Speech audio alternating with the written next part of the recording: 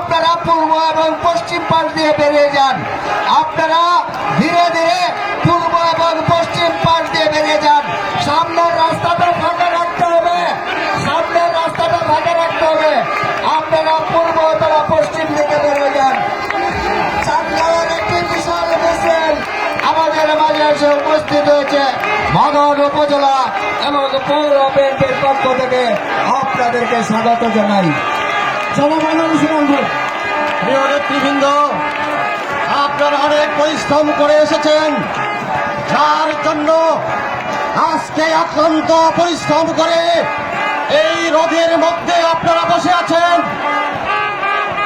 সেই জননেতা, জনদরদী গরিবের বন্ধু, সাবেক স্বরাষ্ট্র প্রতিমন্ত্রী লুৎফুজ্জামান বাবর ভাই অল্প কিছুক্ষণের মধ্যে আমাদের কাছে উপস্থিত হবেন।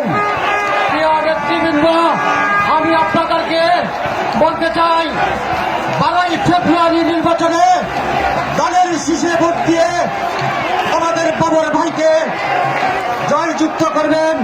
বাবর ভাইকে আমরা যদি মদন মোহনগঞ্জ কালিয়াচড়ি নেতৃবৃন্দরা ভোট দিয়ে সংসদে পাঠাতে পারি, বাবর ভাই সংসদে গেলে মন্ত্রী হবে, সেই আশা ব্যক্ত করে আমার সংক্ষিপ্ত বক্তব্য এখানে শেষ করছি। বাংলাদেশ জিন্দাবাদ, শহীদ জি অমর হোক, খালেদা জি অমর হোক, তারেক রহমান জিন্দাবাদ, বাবর ভাই জিন্দাবাদ, জিন্দাবাদ। সকলকে ধন্যবাদ।